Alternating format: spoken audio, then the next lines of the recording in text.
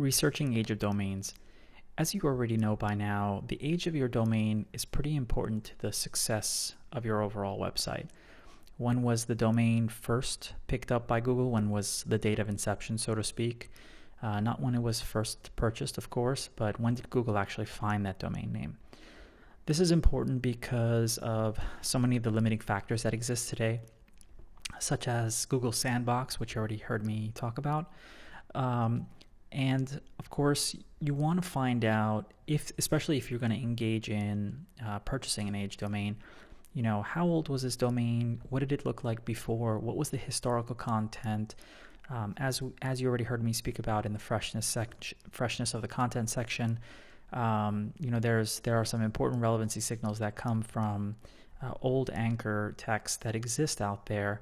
And if you try to purchase a website that had completely different historical content versus what you're developing, then that could actually result in a demotion of relevancy. So you don't want that. If you are going to go down this route, which is definitely something that I would recommend more for some advanced SEOs, but I want to highlight this strategy for you just so you kind of have a better understanding, because this could save you potential years for ranking on Google SERPs, but it has to be done the correct way. There's so many different limiting factors out there.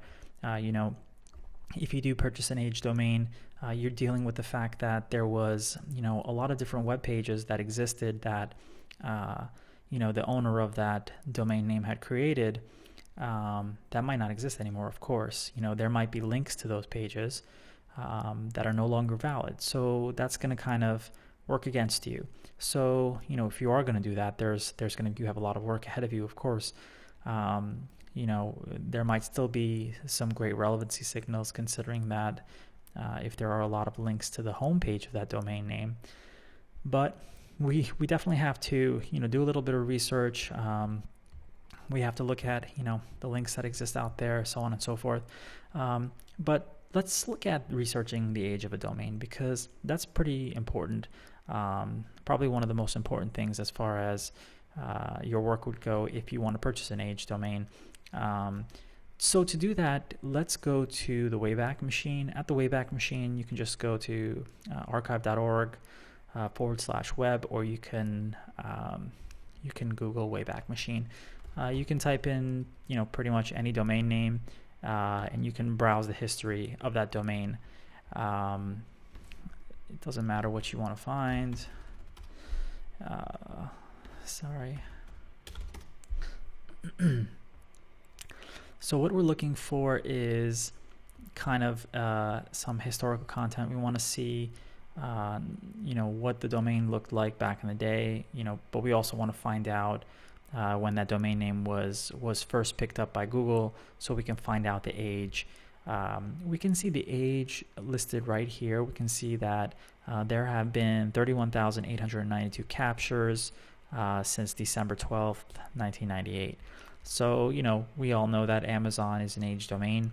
But once this thing loads, you can kind of see how you can jump through from one year to the next to see what it looked like. Now, what really matters here is, when did Google first index that domain name?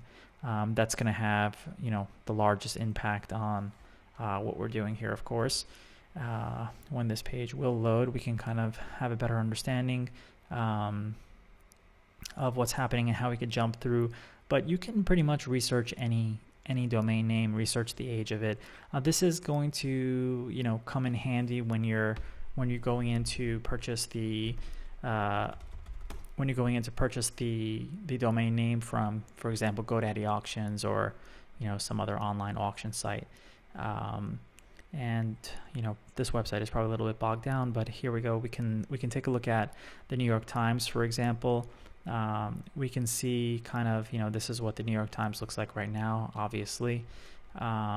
We can see that it was, first indexed or first captured by the Wayback Machine back on November 12th, 1996. And of course, there are a lot of different updates for this. So we want to kind of, see when this thing actually finalizes its loading. We want to be able to, jump through from one page to the next, because that's going to be important for researching the historical context. But what really matters here, of course, again, is the age of inception. So when was this first picked up? And we can see that this is the 12th of November. So any domain name that we're researching is going to be something similar along these lines, and that's what we're going to be doing when we're trying to find out some information about it. We can head back here and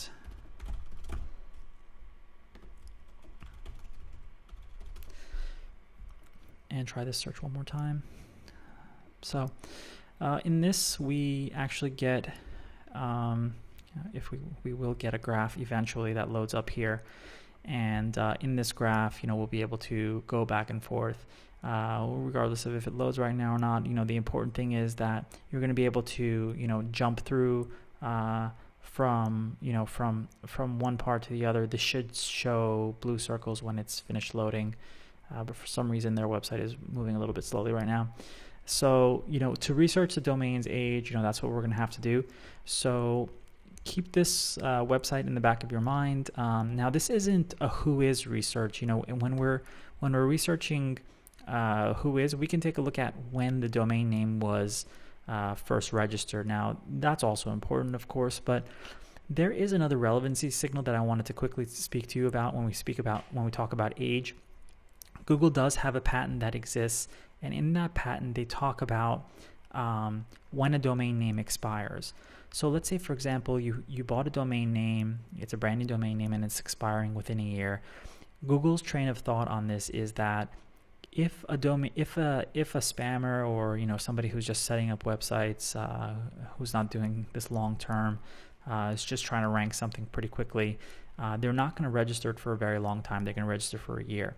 So my recommendation is, when you are registering a domain name, buy it for 5 years at least into the future, because that, although it's not a huge relevancy signal, every little thing that you can have working to your benefit is important when it comes to SEO. So it looks like this thing is kind of refusing to load, but regardless, you can do your search here, and you can find, you can go through all of the different archives, and you can take a look at the historical content. What did that domain name look like back then? Is it a lot different now? If you're purchasing something, for example, if you want to set up a tech blog and you find the perfect domain name, you want to look back and see, what were they speaking about? Was it healthcare? Was it an automotive blog? You don't want to do that. You want to purchase something that's has historical content that's in line with what you're buying. Now, again, this only applies to people that want to purchase an age domain. It doesn't really apply to you if you don't want to go down that route. But this is something that advanced SEOs do. They purchased age domains, and